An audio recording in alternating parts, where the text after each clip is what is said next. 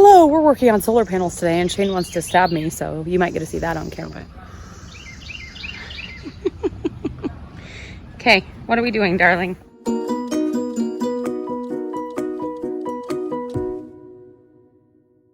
We got some of these pieces from AM Solar. They have awesome solar mounting options, but they're pretty expensive.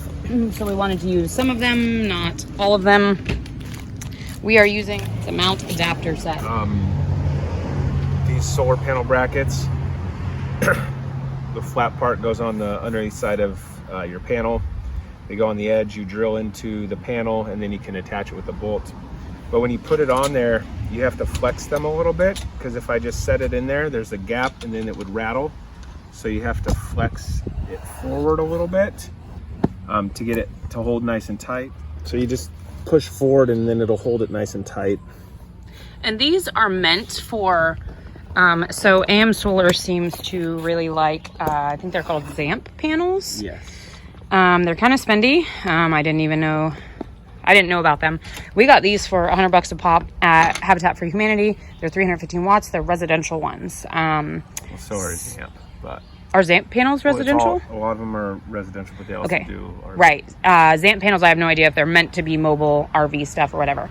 So initially, the AM Solar guys were like, yeah, you residential panels aren't really meant to be on RVs, and they're like, it's a mini earthquake situation happening, so we don't advise that. But then they worked with me to figure out a solution. So, because we wanted bigger panels, not a bunch of tiny ones. When you do get the AM Solar bracket set up, it has, you want to hand me one of those black things. So Careful, there's a thing on there. This would go onto your panel and secure onto your panel. Then you would have this wing nut to screw into the side of the panel like that. And basically what they have is their foot thing is basically like a hinge, but it's a fixed almost L bracket with adhesive on the bottom. And then that goes through and into the bracket adapter on your panel. What we're doing is we're eliminating their like L bracket, and we're using hinges because of the contour of the bus, so the hinge will allow us to get a nice flat contact with the roof of the bus. So that's how we're going to do it. So now drilling into the panel, I'm just going to use a piece of wood, so when I break through on the metal, I don't go through and break into the panel itself. Officially installing a solar panel that we already installed once and didn't like how we did it, redid it. We're like on round 3 of how we want to do the solar panel, so here we go.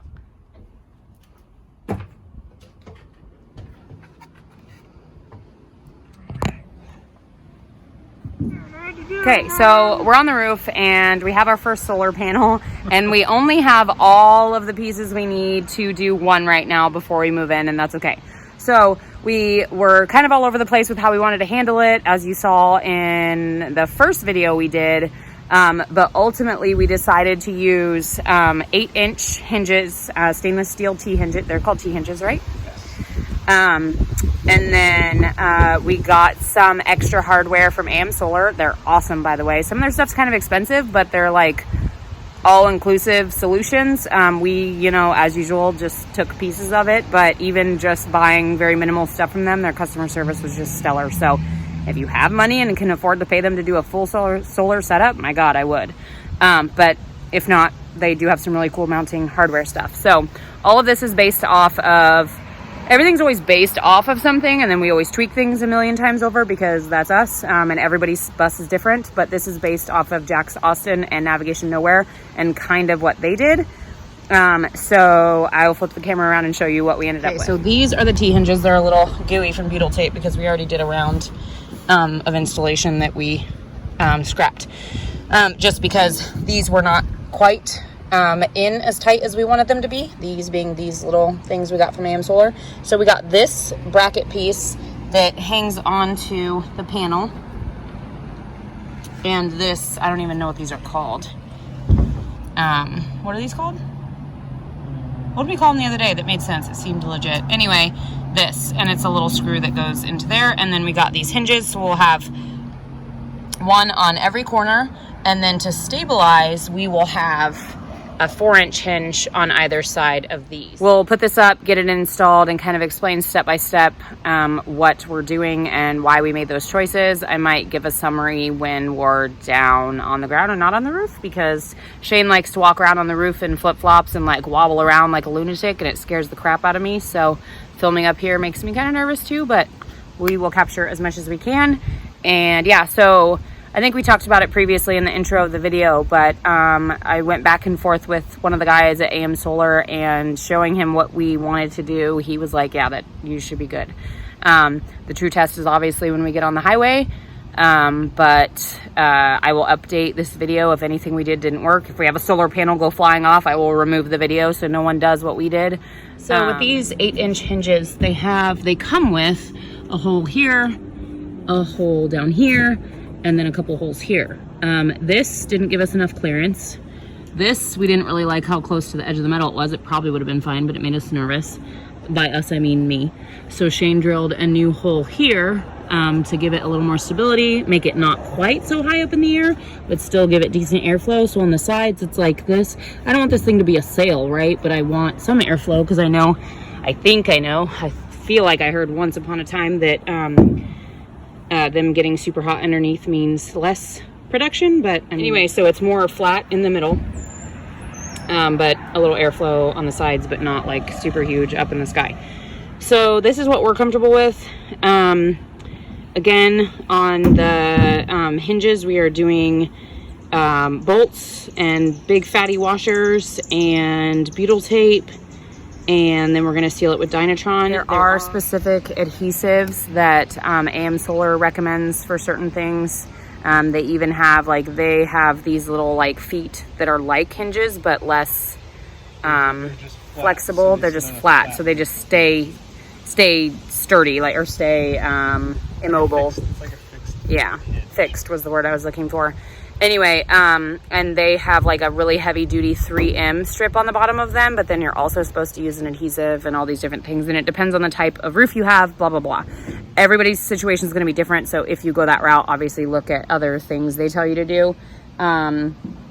Way more confident with, as far as leaks go, I want the butyl tape, I want the Dynatron, things like that, and that's not essentially what's holding it down, it's the bolts, right?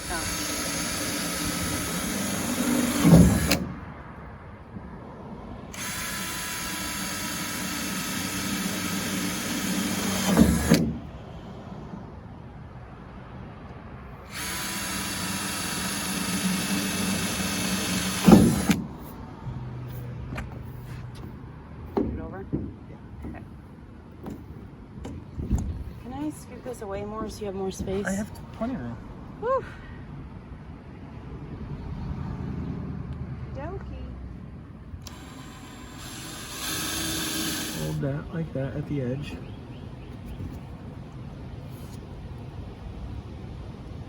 Hold that like that at the edge.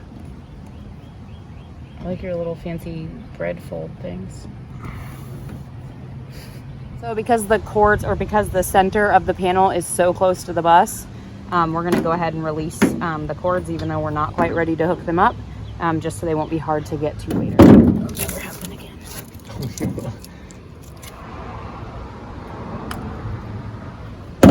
We have these fat washers. Do you remember what these are? What size these are? I don't.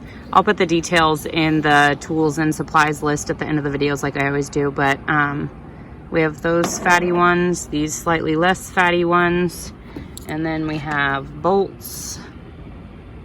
And again, I'll explain in the description and in the tools and supplies list at the end what these are.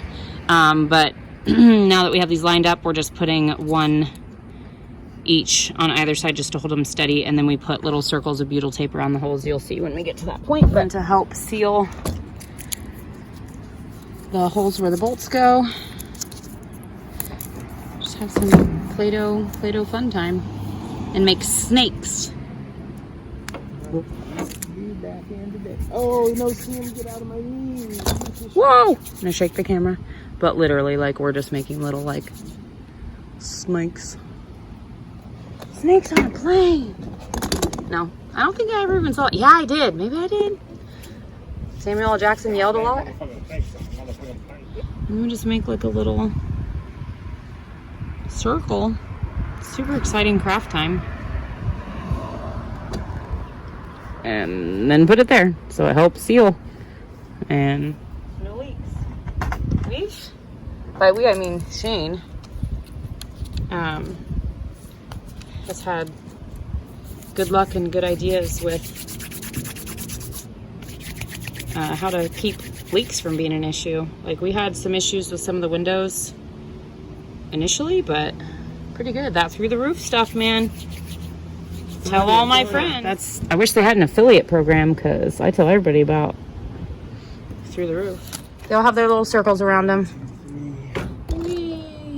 Except this guy, because I'm using him to stabilize. But once I put one in here, then I'll move this guy out, do his circle. These are, you know, gendered bolts apparently. So we have the adhesive there, the butyl tape, and then putting the bolts through. And then it's kind of like the seats backwards again, because then we'll have the same situation with the washers below with one of these bad boys down there.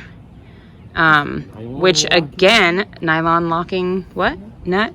I don't know the names of these things. I know what I should use, but I don't know what things are called. Anyway, again, I'll put the details in the final screen where I tell the price and time and all that. It's all right, man. You okay? No see-ums. I see them and they hurt. Yeah. Indeed. Okay, so those are all in. Shane's getting his last one in.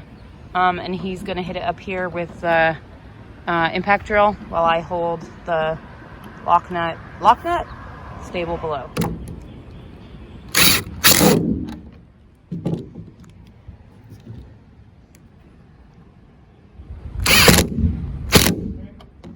So now that all of those are installed, Shane's gonna seal the perimeter of the T-hinge, the bottom part, with Dynatron. Do we have enough still? I think so. We'll find out. I'm just gonna go around the washers a tiny bit.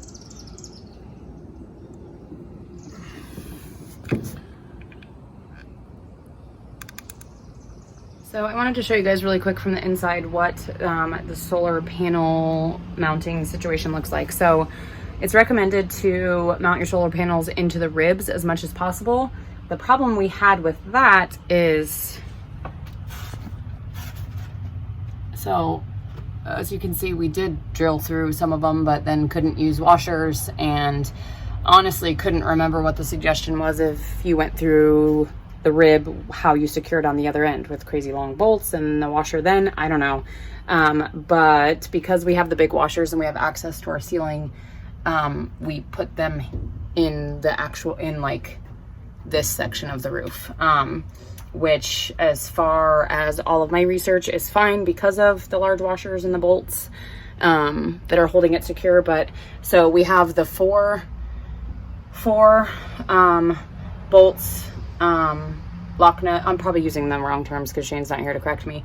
These things, all these things, 4 per T-hinge, and we have 4 8-inch T-hinges on each panel. And then we have a 4-inch T-hinge in the front to stabilize the very front one. There is like a vent, a roof vent right behind that one, so we can't put one in the middle on the back, but we might put 2 on either side of that vent in the back to stabilize it, because that really, like, that made a huge difference as far as just making no like rattling at all up there when you're driving. But it seems really solid. We drove it to the mechanic the other day.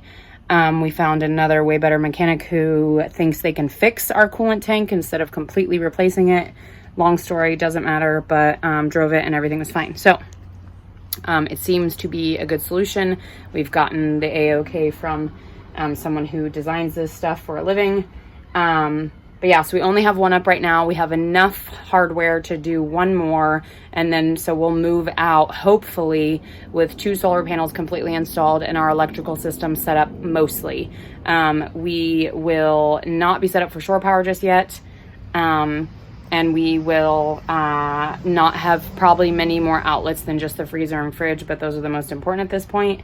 and we'll be able to use the inverter and the generator to like charge phones and tools and things like that. So I just wanted to show you guys what that situation looks like as far as the opposite end.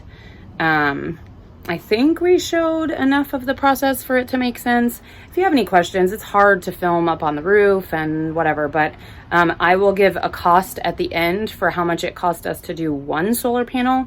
That way you can kind of figure out based on how many solar panels you have. Otherwise, it's probably not very helpful for me to give like the whole cost. But yeah, and there's a million things you could do differently, but this seems to have worked. I will be honest and say that it has not rained since we installed them, but we installed them much in the way that we've installed everything else on the roof. So because we haven't had leaks anywhere else with the things that we have done this way, I'm going to assume that we're in the clear. Famous last words. Anyway, as always, guys, if you have any questions, please reach out. We are so happy to help. Solar panel stuff, electrical stuff was really like the most stressful for us. So yeah, like obviously we're not experts, but if you have any questions about how we did it, please reach out on Instagram, comments below, whatever.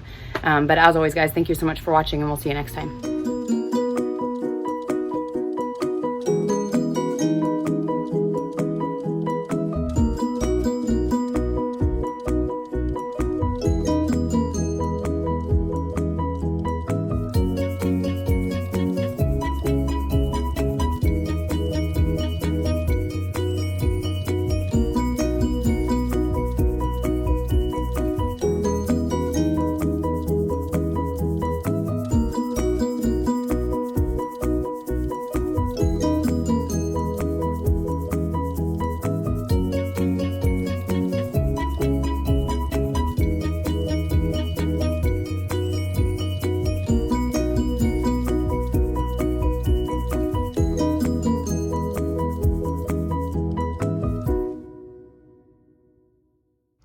So this is take 2 on restoring our solar, reinstalling,